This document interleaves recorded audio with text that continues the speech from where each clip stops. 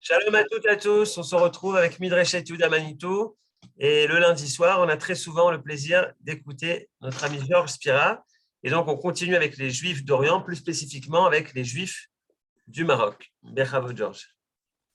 Merci beaucoup, Chodesh Tov à tout le monde. Et voilà, je n'ai pas d'annonce particulière à faire, sinon que je vous redonne encore une fois mon mail. Si quelqu'un veut écrire, poser des questions, ce sera plus facile. Attendez voir, je le retrouve. J'ai oublié de le préparer, celui-là. Tu me l'écris sur un bout de papier? Ouais. Hein?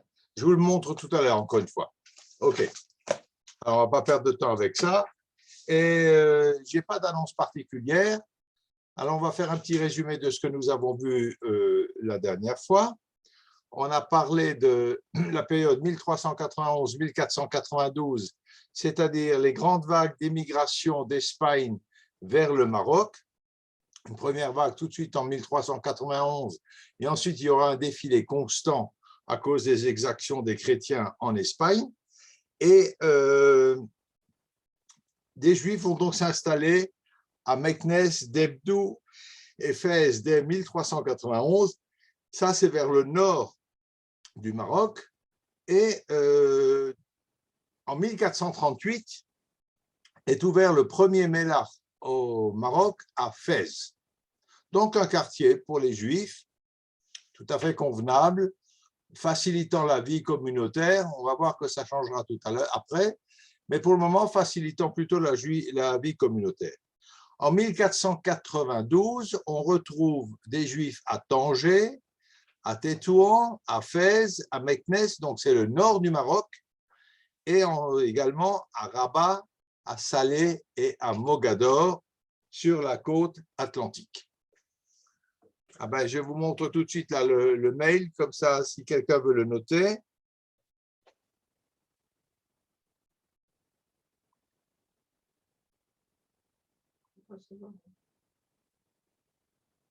Donc, si vous avez des questions ou quelque chose à demander, vous me faites un petit mot et je vous réponds, si je sais. Mais je vous réponds de toute façon. Voilà, c'est bon? Oui, c'est bon. C'est bon. OK. Donc voilà, on retrouve des Juifs dans le nord du Maroc et sur la côte atlantique. 1496, quelques années plus tard, arrivent également des Juifs qui s'étaient réfugiés au Portugal.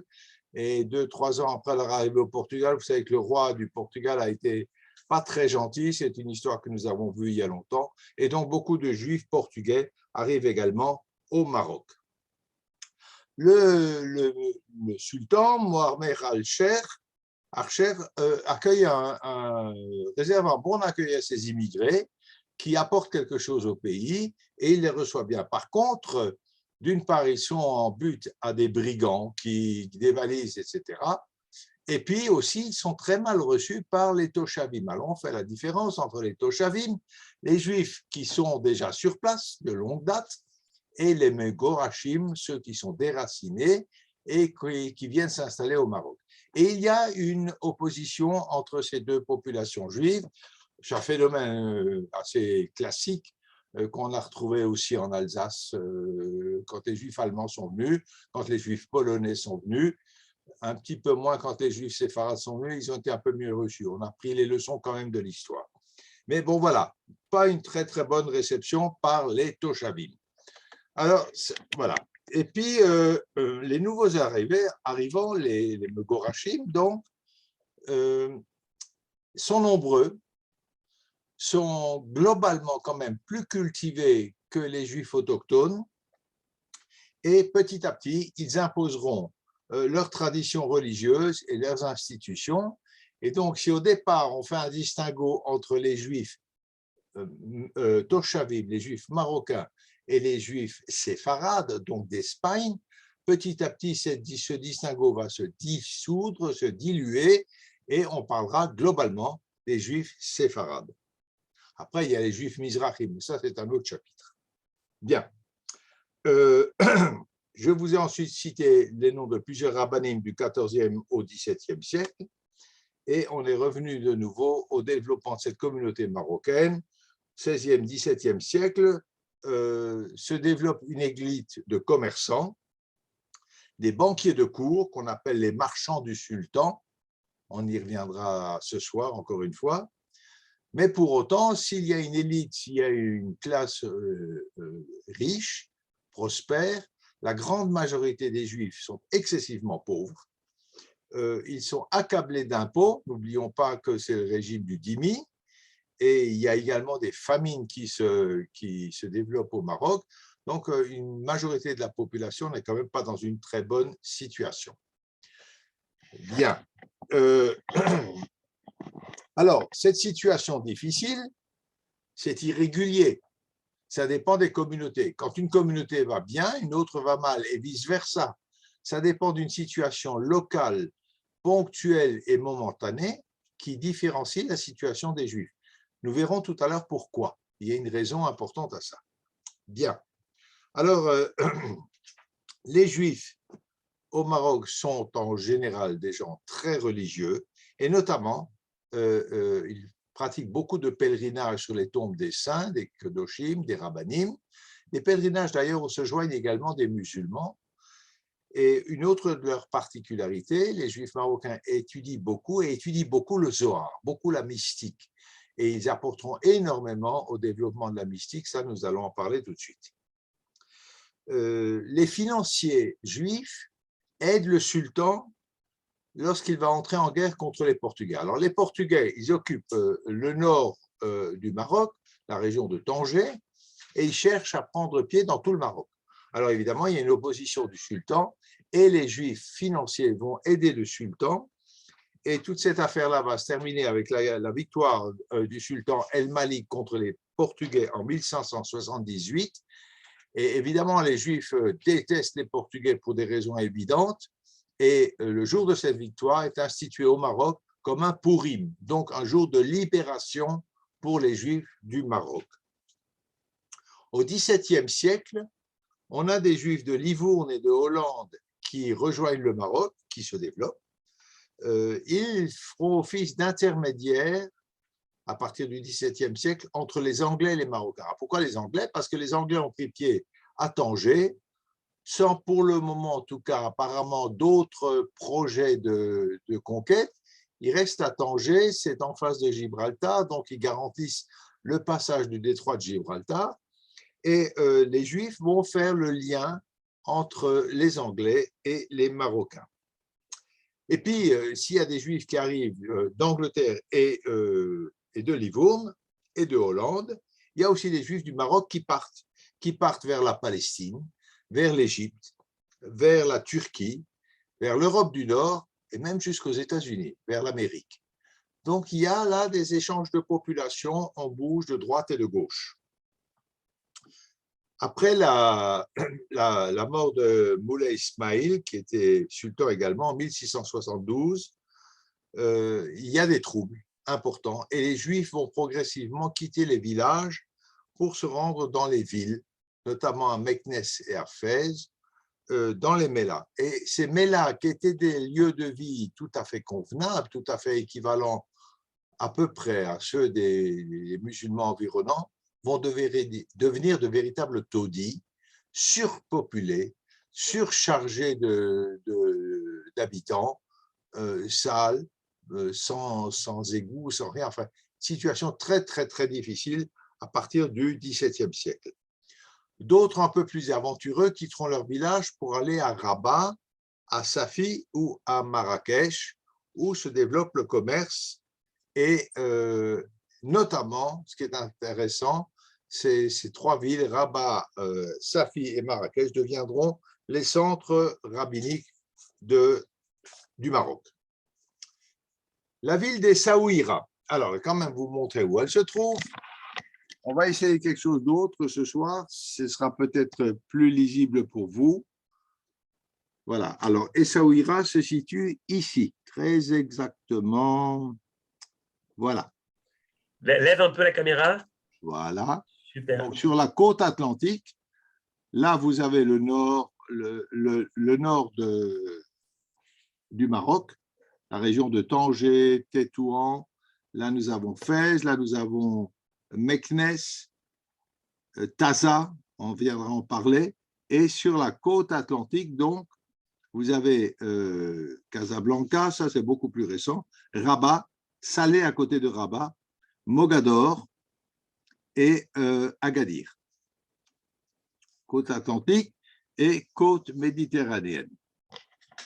Autre chose encore, puisque j'ai la caméra en bas, vous voyez que le Maroc est traversé par une chaîne de montagnes qu'on appelle l'Atlas, avec le Moyen Atlas, le Haut Atlas et le Moyen Atlas et le Haut Atlas, ici. Et là, vous avez l'Anti-Atlas. L'Anti-Atlas, on va en parler pas ce soir, ouvre la porte vers le Sahara. C'est toute une autre histoire, ça. Voilà. Je continue ma petite affaire. Donc, Essaouira est fondée en 1764. Vous voyez que c'est une ville relativement récente. On appelle Essaouira maintenant, au départ, ça s'appelle Mogador. Et le sultan Mohamed III, ses dates, c'est 1757-1790, fait venir beaucoup de juifs à Essaouira parce qu'il a confiance dans leur capacité commerciale et il veut faire d'Essaouira un centre commercial ouvert vers l'exportation, vers l'Europe et l'Amérique. Bien, alors pour faire venir les juifs, comment est-ce qu'on fait? Eh bien, on leur donne toutes sortes d'avantages fiscaux, de facilitation. Et Mogador deviendra donc un centre de commerce international, alors qu'Agadir, un peu plus au sud, sera la porte du commerce vers le Sahara. Pendant tout le 19e siècle, les Juifs seront les correspondants commerciaux entre l'Europe et le Maroc. Donc, c'est une véritable puissance. On trouve en 1785 6 000 Juifs à Mogador, une communauté donc importante, et la ville se développe, c'est une ville nouvelle, elle est ouverte vers l'océan, vers l'Europe, vers l'Amérique. On donne le titre à ces marchands juifs de Mogador de Tujar al-Sultan, les marchands du sultan, donc c'est un titre vraiment honorifique. C'est une reconnaissance pour leur rapport à l'économie de Mogador. Alors du coup, comme la ville est importante et se développe, beaucoup de Juifs arrivent d'Algérie, d'Espagne, d'Italie, d'Angleterre, et se dessine une élite de grandes familles dont les noms sont connus, qui ont fait vraiment des petites dynasties, des petits empires commerciaux, des noms comme Sebag, Pinto, Corcos, Peña, Hadida, Cohen-Solal, Boujna, Meloul, Malka, sont des noms de familles des Essaouira qui ont bien réussi dans le développement de leurs affaires. Alors évidemment, tout ne va pas continuer comme ça parce que ce serait trop beau. Et en 1790-92, une catastrophe frappe le Maroc avec l'arrivée sur le trône de Moulay Yazid, un sultan épouvantable qui va commettre des pillages, c'est le meilleur moyen de renflouer les caisses, des meurtres, mais essentiellement dans le nord du Maroc, c'est-à-dire à Tétouan, Larache, Taza, Fès ou Meknès, toujours vers le nord du Maroc, en dessous de la bande de Tanger.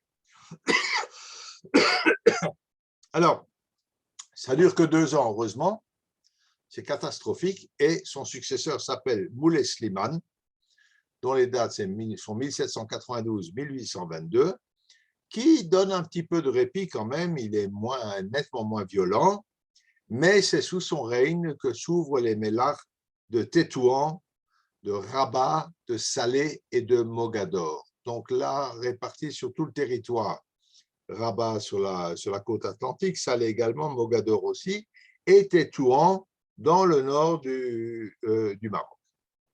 Bien.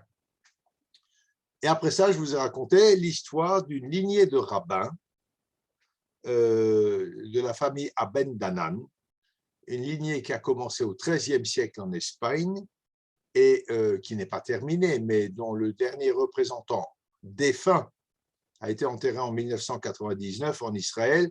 Je suppose que le dernier a des rejetons qui continuent sur la voie des parents. Le premier de cette lignée de très grands rabbins s'appelait Saadia ben Moshe ben Maimon à Ben Danan, qu'on surnommait le Rambam de Fassi, le Rambam Fassi, le Rambam de Fès, donc dire qu'un homme reconnu pour sa compétence, pour ses qualités, pour son savoir. Ces dates sont intéressantes. Il est né à Fès en 1420, il est décédé à Fès en 1493. Ça fait-il 1493, c'est un an après l'expulsion des Juifs d'Espagne. Et effectivement, il a fait toute sa carrière en Espagne pour terminer ensuite, en 1492, par fuir l'Espagne et finir sa vie là où il l'a commencé, dans la ville de Fès. Bien, nous en étions là. Eh bien, si vous voulez bien, on va continuer. Et on va continuer avec une autre lignée de rabbins. C'est la lignée des Azoulay. Abraham ben Mordechai Azoulay. Voilà le monsieur, Abraham ben Mordechai Azoulay, un kabbaliste. Il est né à Fès, lui aussi, en 1570, et que Fès a été vraiment un centre de savoir très très longtemps. 1570, et il est décédé à Hebron le 6 novembre 1643. Il a écrit un commentaire du Talmud et des commentaires importants sur le Zohar. Il est né dans une famille de rabbins. Son ancêtre était déjà rabbin en Espagne, et une famille qui a été expulsée en 1492, mais ça, ce sont ses ancêtres. Par contre, lui quitte le Maroc en 1599 et il se rend à Hebron, où il rédige un livre qui s'appelle Kiryat Arb, qui est un commentaire sur le Zohar. Donc, 1599, sauf qu'en 1619, il y a une épidémie de peste à Hebron. Alors déjà, au passage, je vous signale quand même, on est là à la fin du XVIe siècle, il y a des Juifs à Hebron, ce ne sont pas des colons qui sont arrivés en 1948, c'est une parenthèse, je la referme. Une épidémie de peste se développe à Hebron et ils se réfugient dans une ville où il n'y a jamais eu de Juifs, jamais, Gaza. À Gaza, il y a une communauté. Il y a une communauté, il y a eu une communauté de tout temps. C'est d'ailleurs tellement vrai qu'il y a un musée du Gush Katif, près de Machane Yehuda, une petite parenthèse. Et dans ce musée du Gush Katif, il y a un livre où les personnes peuvent écrire ce qu'ils pensent, comment ils ont trouvé le musée. Et j'ai vu là-bas un monsieur qui a écrit « Je me rappelle très bien dans mon enfance, à Gaza, j'allais à la synagogue, nous avions plusieurs choules, il y avait beaucoup de juifs. En 1900, il écrit ça, ses souvenirs sont antérieurs, même 1920, et il écrit « C'est les Anglais qui, soi-disant pour nous protéger, nous ont obligés à fuir de Gaza. » Donc, évidemment, les Juifs sont des nouveaux arrivants, tout le monde le sait, il n'y a jamais eu d'histoire juive en Israël. Gaza, je vais vous dire beaucoup. Je ferme la parenthèse. Et à Gaza, il rédige un livre qui s'appelle Sefer Chesed l'Avraham, Sefer Chesed l'Avraham, qui est également là un livre de commentaires, évidemment, de commentaires sur la Kabbale, de commentaires pas seulement sur le Zohar, sur tout ce qui concerne la Kabbale. Et ce livre sera imprimé à titre posthume, il n'est pas imprimé de son vivant, il sera imprimé à Amsterdam en 1685, donc une quarantaine d'années après sa mort. C'est intéressant, il n'a pas pu le publier au Maroc, mais vous allez voir qu'il y a encore d'autres phénomènes de ce genre-là. Donc, il est publié en 1685 à Amsterdam. Un autre livre qu'il a rédigé, qui s'appelle Or HaChama, qui est là aussi une défense et illustration de la Kabbale. est imprimé à Venise aussi après son décès en 1654. Ce qui est intéressant de noter là, c'est que c'est rédigé au Maroc, c'est à Hebron, pardon, et c'est imprimé à Venise. Un autre commentaire kabbalistique, qui s'appelle Baalé Brit Avraham, est un manuscrit qui ne sera jamais publié. Il est mort, je rappelle, en 1640. Voilà. Il ne sera jamais publié jusqu'en 1873. Et où est-ce qu'il est publié? À Vilna. Alors ça nous interpelle. Voilà un livre manuscrit, rédigé à Hebron, qui n'est jamais publié, jamais paru, et ce manuscrit est donc pris par une imprimerie à Vilna, c'est pas juste à côté, et est imprimé pour la première fois à Vilna en 1873. Donc, on voit aussi par là qu'il y a des échanges épistolaires, des échanges de courriers, des échanges d'idées, des connexions qui se font, qui existent entre des rabbins, séfarades, ashkénazes, polonais, peu importe. Les relations existent, sont importantes et ils se promeuvent l'un l'autre.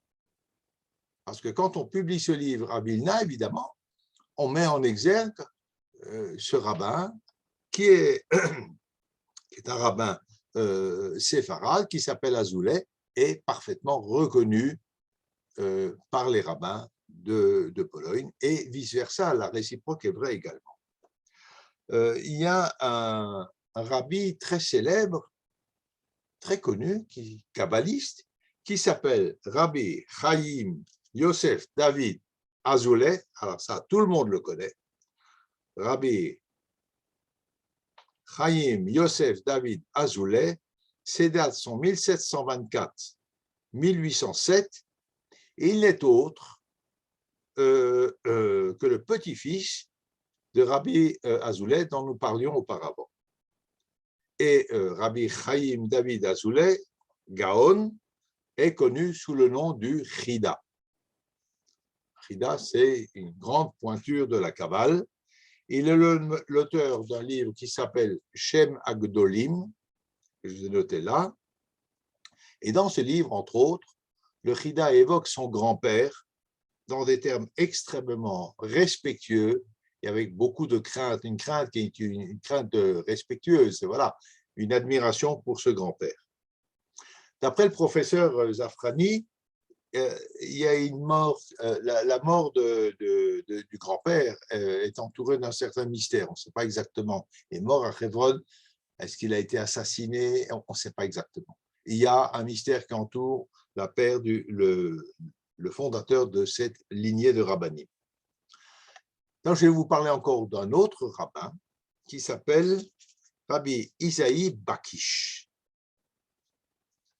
Rabbi Isaïe Bakish, ses dates 1545-1620. Il est originaire, il est un descendant de la deuxième génération des exilés de Castille à Fès. Donc, pas 1391, mais 1492. Son œuvre, c'est une exégèse du droit rabbinique et de la Kabbale, de nouveau. Donc, un peu tous les domaines du judaïsme. Une partie de son enseignement est rédigée sur manuscrit et dans de vieux livres. Et là aussi, n'a pas été publié jusqu'en 1992 par un monsieur qui est un personnage tout à fait stupéfiant qui s'appelle Hillel Bakis. Alors, vous voyez, Hillel Bakis ou Bakish, je pense que c'est un descendant de Rabbi Isaïe Bakish. Ce Hillel Bakish, alors, d'abord le rabbin, il a été juge au Beddin de Fès et il a co-signé une dizaine de takanot des rabbins de Castille exilés à Fès. Donc, un groupe de rabbins exilés qui, ensemble, ont rédigé des takanot concernant spécifiquement les Juifs espagnols réfugiés au Maroc. Et donc, il a participé à la rédaction de ces takanot qui ont été édités en 1876 par quelqu'un que vous connaissez aussi, donc édités beaucoup plus tard quand même, par Rabbi Abraham ben Mordechai Ankawa. Rabbi ben Mordechai Ankawa. Alors, ces takanot portent sur 3 sujets: le droit civil, le droit fiscal et monétaire, et l'organisation judiciaire. Ce qui signifie, entre autres, que droit civil, organisation fiscale et organisation judiciaire devaient être sensiblement différents au Maroc qu'en Espagne, et donc ils ont publié ces takanot pour permettre aux Juifs d'Espagne, en étant conscients d'être en conformité avec la halakha, de se plier aux règles qui prévalaient au Maroc.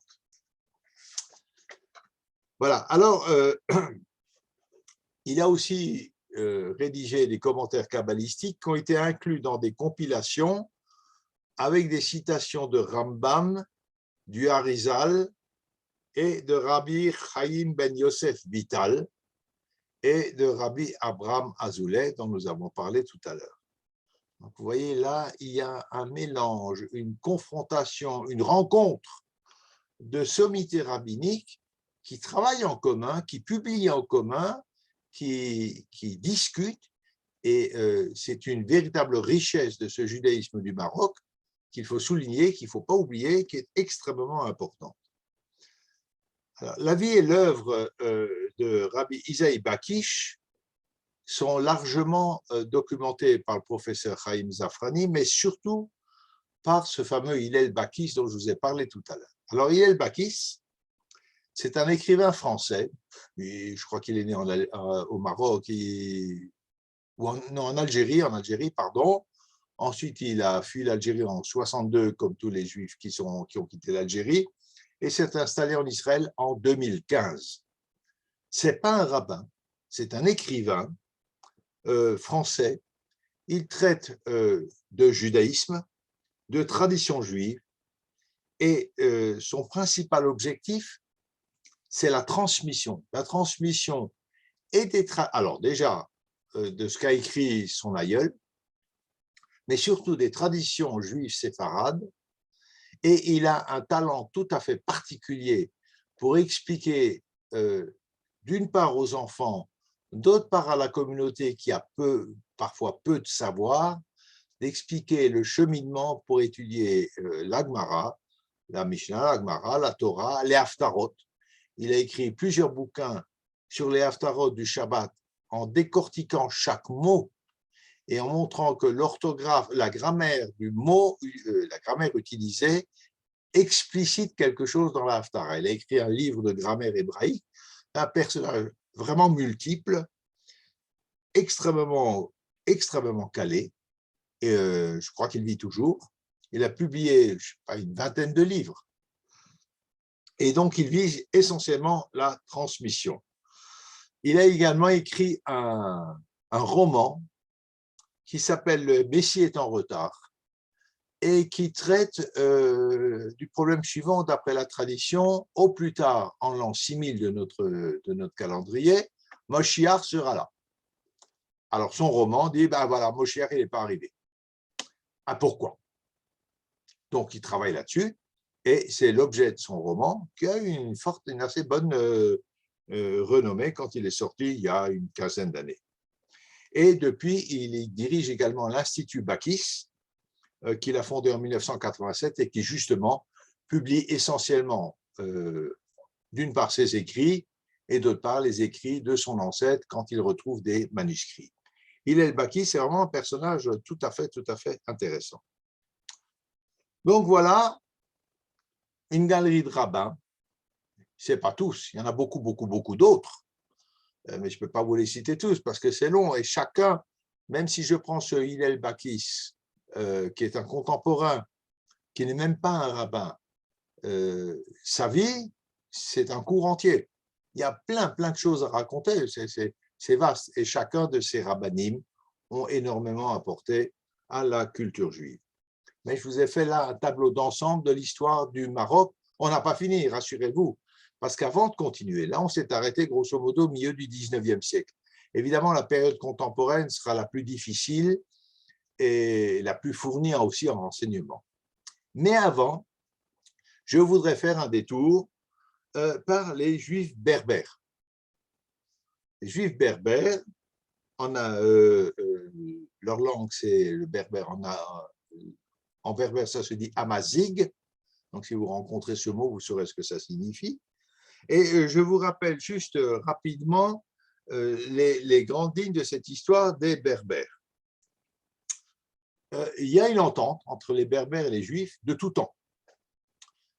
C'est des choses qu'on a déjà vues pour partie, mais pas tout. En l'an 722, en moins 722, lors de la destruction du royaume d'Israël par Artaxerxès, les Assyriens détruisent le royaume d'Israël et exilent les 10 tribus. Et le prophète Amos, comme ça on peut retrouver les textes, reproche aux Tyriens. Qui sont les Tyriens? Les Tyriens ne sont autres que ceux qu'on appellera les Phéniciens. Les Phéniciens, effectivement, leur capitale c'est Tyr. Donc il reproche aux Tyriens de n'avoir pas respecté l'alliance qu'ils avaient conclue à l'époque du roi Salomon avec le peuple juif et d'avoir vendu, les termes sont durs, une diaspora entière à l'Occident. C'est-à-dire, c'est quoi l'Occident à l'époque? On est en moins 722, ce sont les îles grecques et les comptoirs phéniciens de la Méditerranée, notamment la région de Carthage. Voilà le reproche que fait le prophète Amos d'avoir donc laissé aux Phéniciens d'avoir déporté une masse de Juifs. Et la tradition juive marocaine, du sud marocain, fait état d'une présence juive qui date de l'époque du premier temple, donc détruit en moins 586 par les Babyloniens. Moins 586, c'est-à-dire pas la destruction du royaume d'Israël. Là, je vous ai raconté une histoire encore antérieure, de 150 ans, en moins 722. Là, on est moins 586, on a des Juifs qui arrivent de nouveau au Maghreb.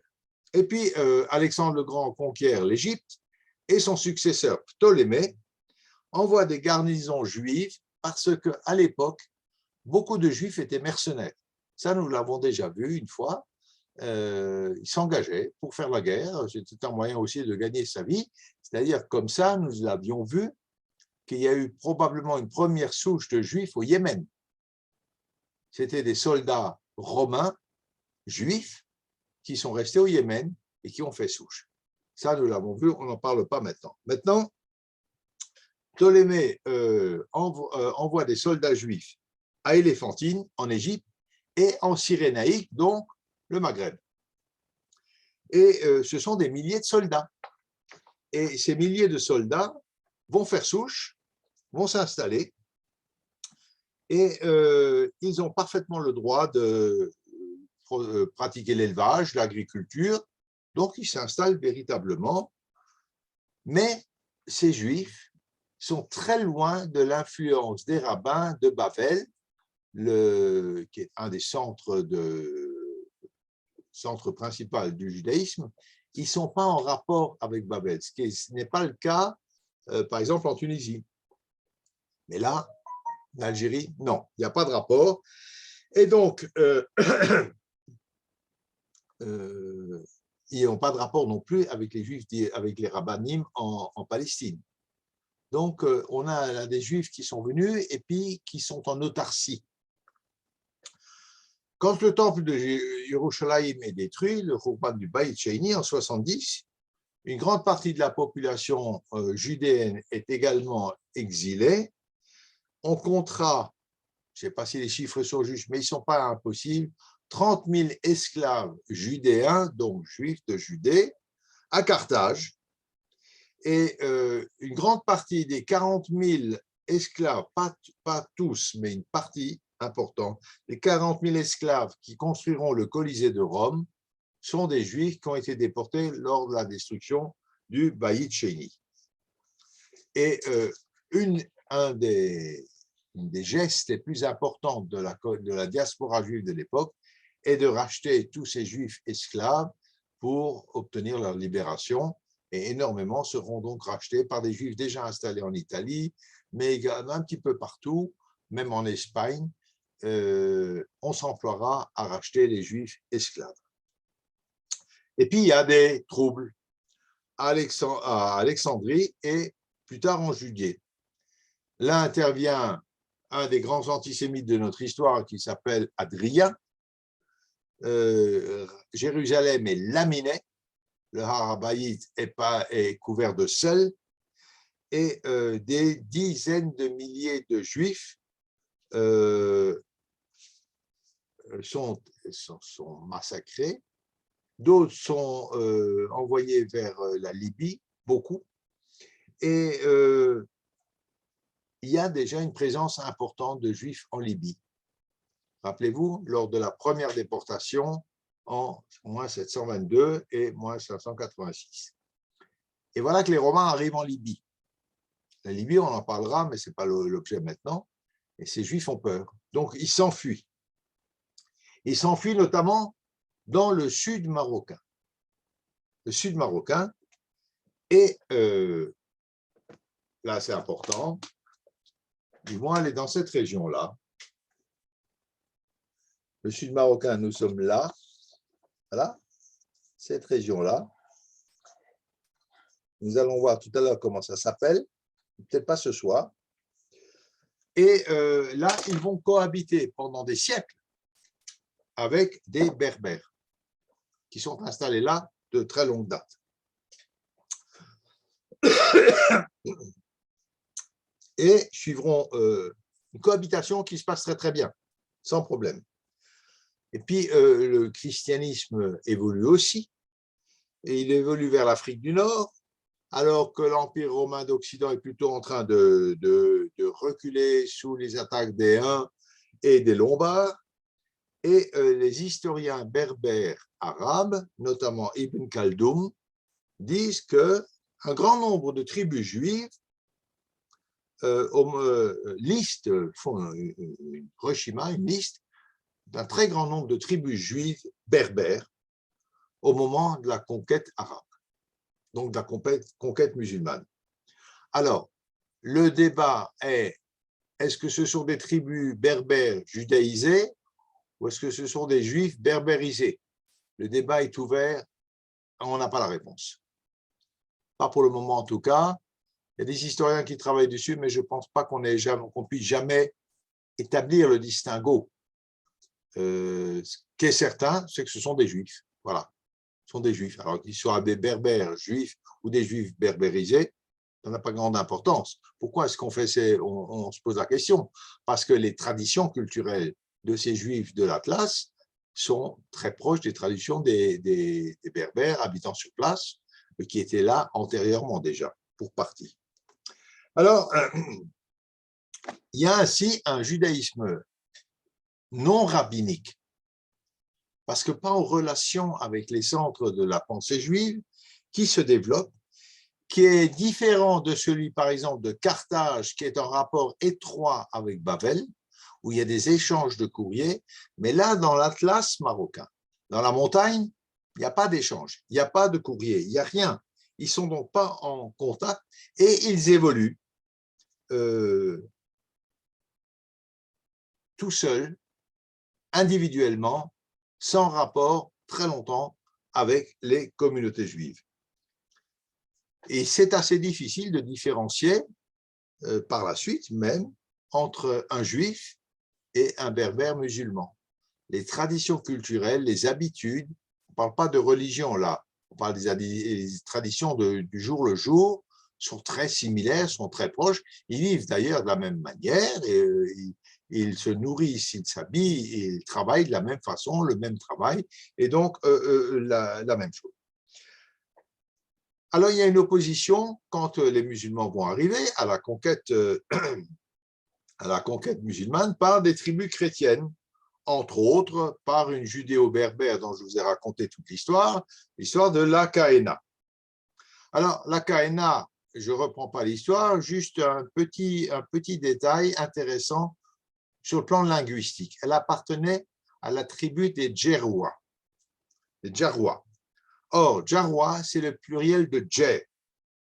Et Djer, ou guerre, c'est très proche, et guerre signifie en hébreu converti. Donc, les Djeroua seraient des Berbères convertis au judaïsme. C'est une hypothèse qui a été avancée, mais ce n'est qu'une hypothèse. Ce n'est pas exclu, parce que Djer, semblerait-il, en amazigh, signifie converti. Alors, je vous passe l'histoire de la Kaïna, sauf sur un point. Elle meurt donc au combat, tout ça, vous le savez. Et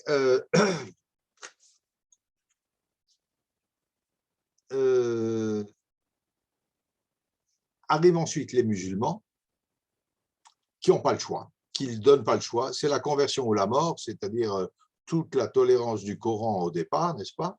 Et donc, beaucoup de tribus berbères vont se convertir à l'islam et vont notamment participer à la conquête de l'Espagne en 711.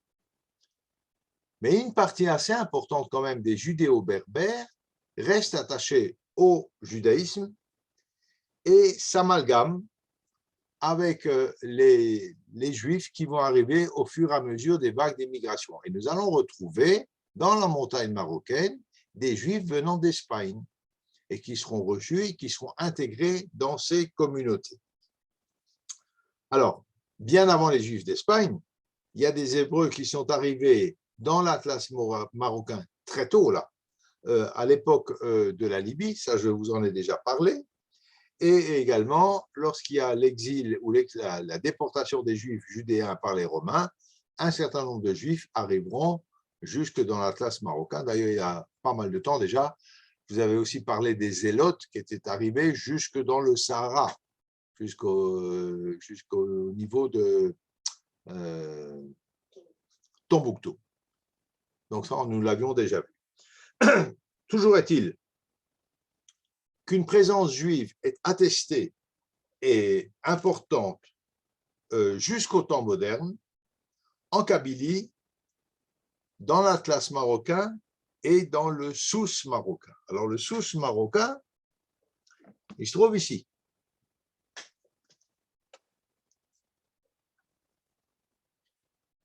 Lui, on va en parler à un certain moment. Le Souss marocain, c'est par là. Cette région-là, vous voyez, c'est proche du Sahara. Et la position géographique de cette région est importante. C'est la montagne aussi, c'est l'anti-Atlas. Et voilà, nous en reparlerons. Voilà, alors, la Kaïna a toujours été considérée de religion juive, mais là, il y a un petit épisode assez intéressant. C'est que, y compris par les musulmans, Ibn Khaldoun aussi dit qu'elle était juive. Mais sa résistance aux Arabes a été très, très symbolique. Et les Français, pour des raisons politiques, ont avancé l'hypothèse qu'elle était chrétienne, dans l'idée de provoquer une fracture entre les Berbères et les Arabes musulmans d'Afrique du Nord. Donc, divisés pour régner, ils ont sorti cette idée qu'elle était chrétienne. Au XXe siècle, les musulmans, les Arabes, disent de la Kaïna qu'elle était païenne ou peut-être même musulmane. Alors pourquoi ça? Parce que c'est un moyen de récupérer cette personne au bénéfice de l'islam, et c'est une technique. Je ne fais pas de politique, bien entendu. C'est une technique régulière et c'est le talon d'Achille des historiens arabes de réécrire l'histoire, de la transformer à leur avantage. Alors, en ce qui concerne la Kaïna, il y avait une raison essentielle, c'est qu'il était inacceptable pour des musulmans d'avoir été battus, en tout cas un certain temps, par une femme, juive en plus, alors qu'elle aurait dû être humiliée et soumise. Elle sortait du schéma du juif traditionnel imposé par le statut de dhimmi, de juif soumis et humilié. L'humiliation, c'est vraiment récurrent dans l'islam, nous allons le retrouver X fois. Donc, pour modifier un peu ce récit, on va en faire une musulmane ou au mieux une païenne. Voilà, alors ça c'est l'histoire générale des Berbères. Maintenant, on va aller creuser un petit peu plus loin quand même. C'est pour vous montrer d'où ça vient, d'où viennent ces juifs berbères. Alors, les juifs, les communautés juives du Maghreb, qui parlaient les langues berbères, donc essentiellement l'amazigh, et toutes ces communautés, la plupart d'entre elles, ont immigré en Israël entre 1950 et 1970. Donc, après des siècles de présence dans le monde d'Afrique du Nord, Algérie, Tunisie, Maroc, ces gens ont été obligés de quitter le Maroc.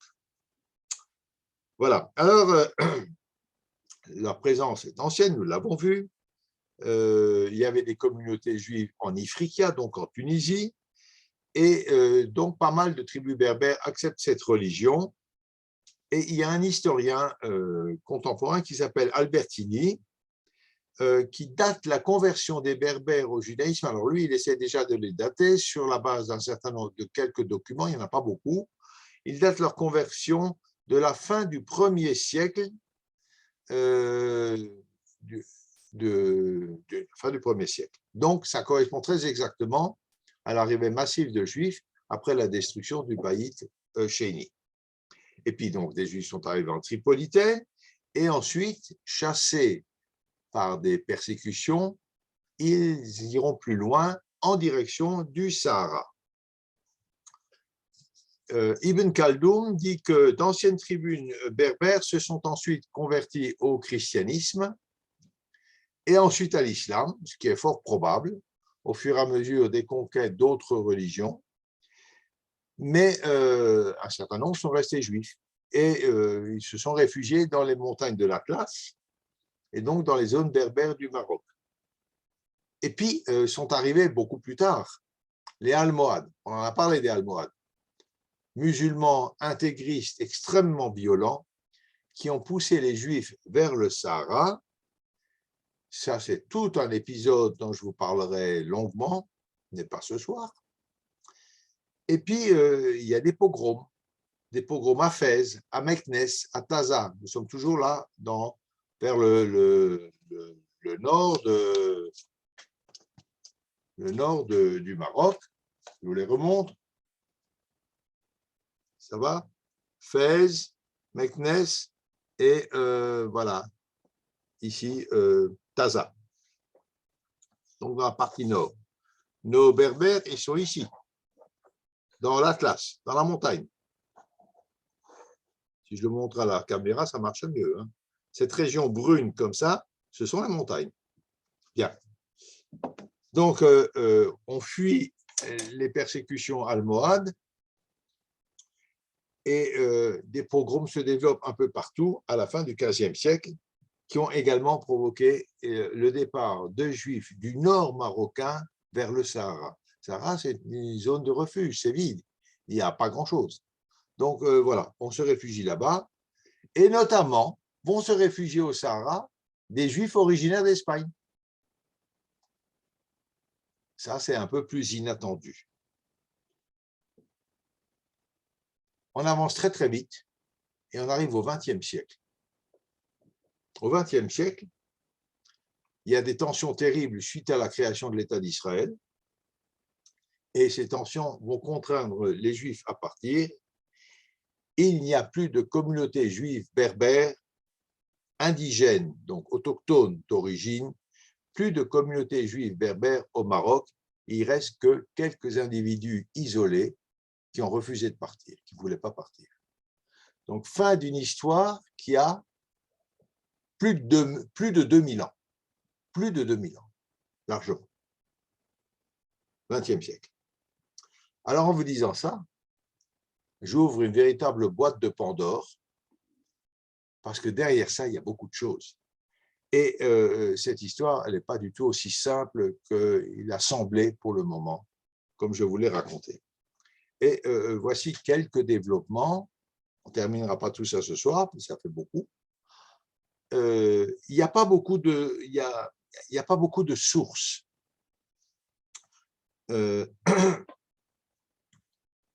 Les Juifs marocains vivant dans les régions à dominance berbère sont peu étudiés, par manque de documents, par manque de sources, effectivement.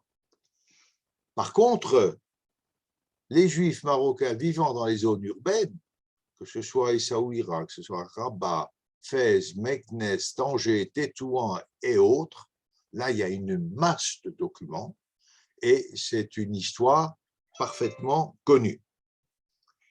Et très longtemps,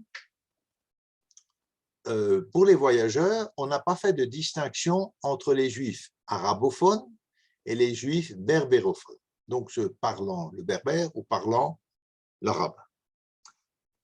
La vérité aussi, c'est qu'il y avait peu de voyageurs qui allaient se perdre vers l'intérieur du Maroc, vers ces régions de l'Atlas, pour beaucoup de raisons. Une des raisons essentielles, d'ailleurs, c'est que l'autorité du sultan n'arrivait pas jusqu'à ces régions-là.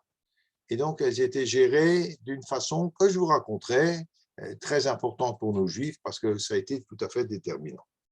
Alors, il y a eu un premier voyageur qui est allé se balader quand même, qui s'appelle Davidson, et il a été tué. Bien. Et nous devons à un deuxième voyageur qui s'appelle James Richardson, en 1840, les premiers rapports, les premiers documents, les premiers témoignages qui parlent des Juifs de l'Atlas comme de Juifs schleux. Alors, ce n'est pas le schleu allemand, c'est le schleu arabe, c'est-à-dire une tribu qui a un parler particulier, berbère, schleu, qui parle le schleu. Première mention, donc, d'une différence fondamentale entre les Juifs marocains des grandes villes et ces Juifs de l'Atlas. Alors, ils parlent le berbère, mais le berbère schleu, et ils ont, d'après Richardson, des coutumes absolument identiques à celles de leurs voisins musulmans. Voilà, mais bon, ça s'arrête là, ce n'est pas très développé, car les Juifs marocains eux-mêmes ne font pas de distinction entre les Juifs des montagnes et les Juifs des villes. La distinction que font les Juifs marocains, c'est entre les Megorachim et les Toshabim, entre les autochtones et ceux qui sont venus de Séfarad dans les siècles précédents. Fin du 19e et au 20e siècle, des ethnographes découvrent plein de communautés dispersées dans ces montagnes et donnent une image très différente de ces Juifs dispersés de ceux par rapport à ceux des villes.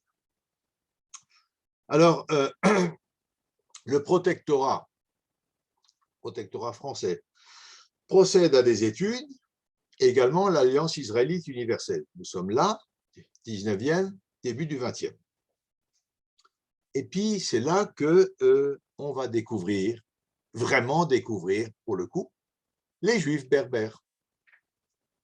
L'intérêt pour les Juifs de régions éloignées, c'est la recherche de tribus perdues. Et pour les Occidentaux, donc pour les Français en l'occurrence, un moyen de gouvernement pour pouvoir asseoir en opposant, c'est toujours un peu le même principe de diviser pour régner.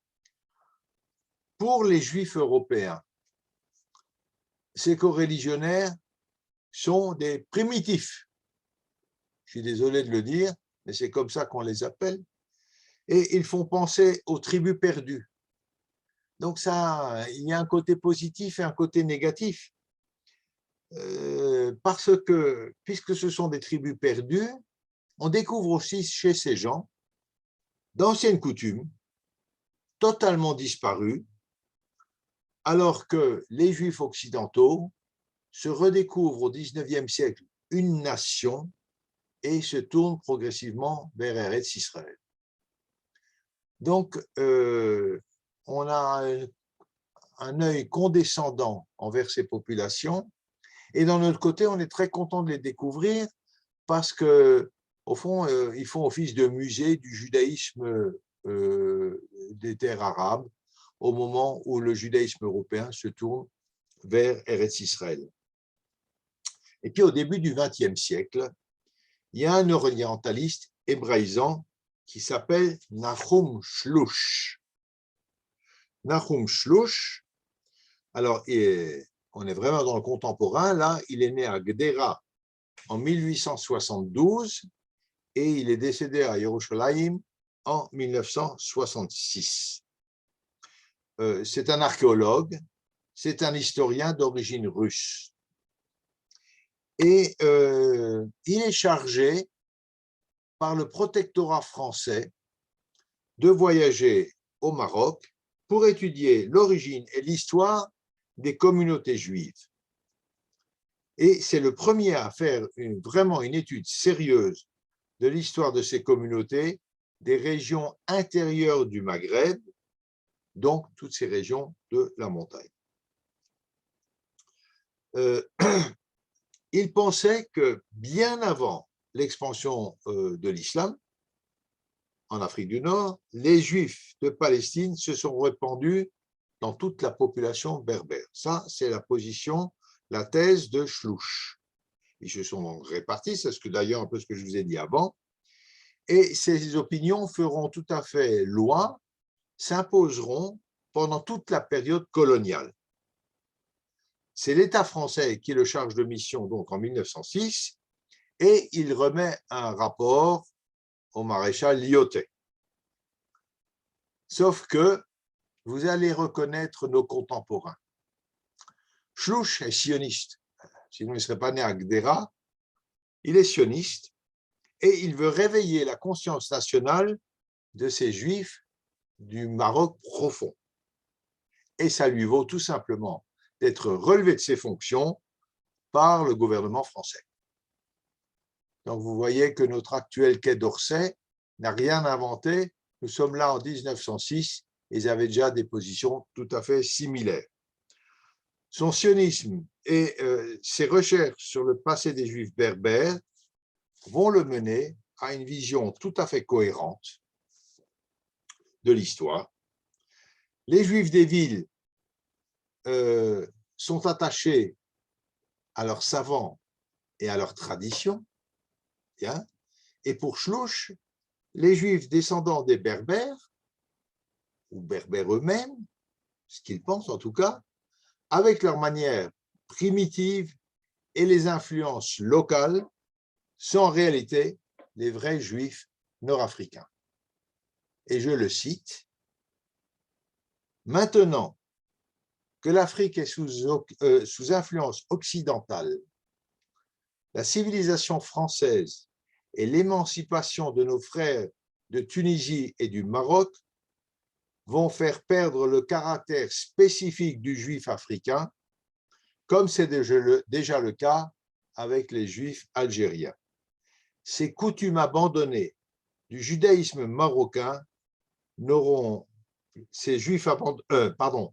leurs coutumes abandonnées, ces juifs marocains n'auront plus d'autre alternative que de rejoindre la nation juive moderne. » En d'autres termes, ce qu'il nous dit, c'est que l'arrivée de la civilisation occidentale va déculturer cette civilisation très ancienne et qui fait référence à un judaïsme originel.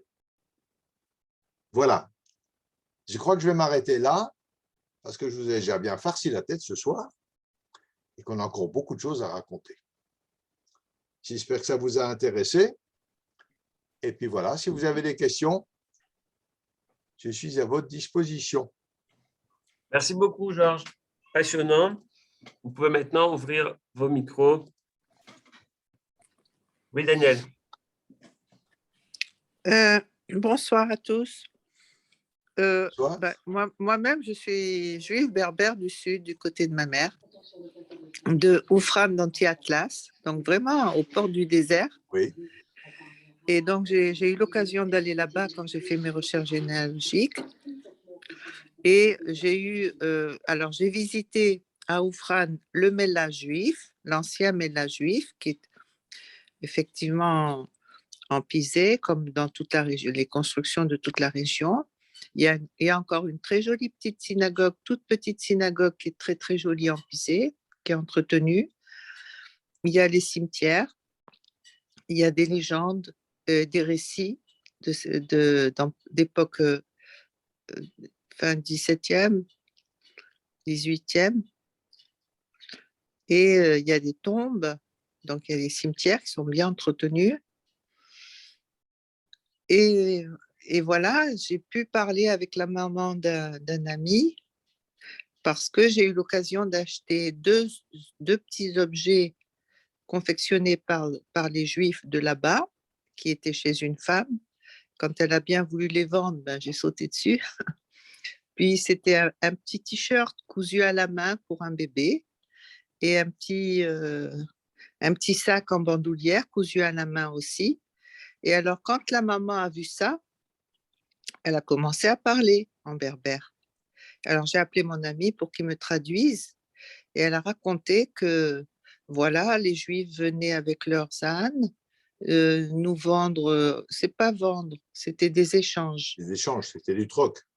Oui, donc eux, ils nous proposaient ces objets-là et nous, en échange, on leur donnait du seigle, enfin, voilà, de la nourriture.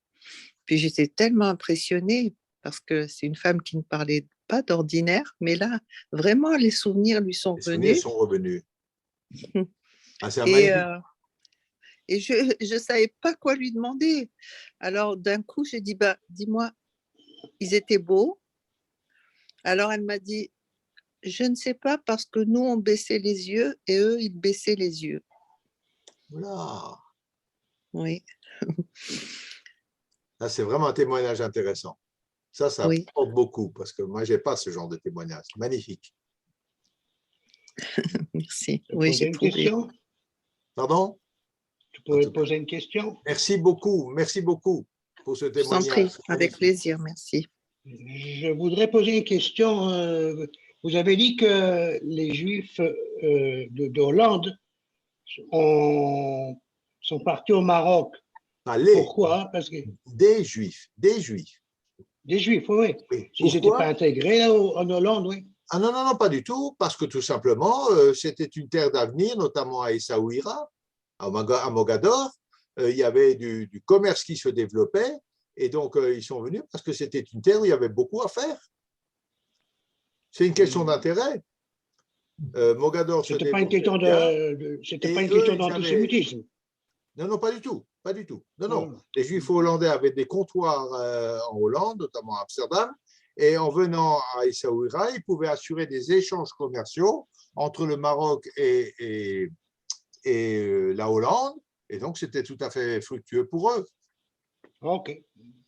Ah ouais, non, non, ce n'est pas du tout un problème d'antisémitisme. D'ailleurs, il y a des histoires très incroyables. Même les Juifs de Hollande, réfugiés d'Espagne, donc, ont ouvert des comptoirs en Espagne pour faire des affaires avec les Espagnols. C'est le comble. Ah oui, et c'est vrai, c'est vrai.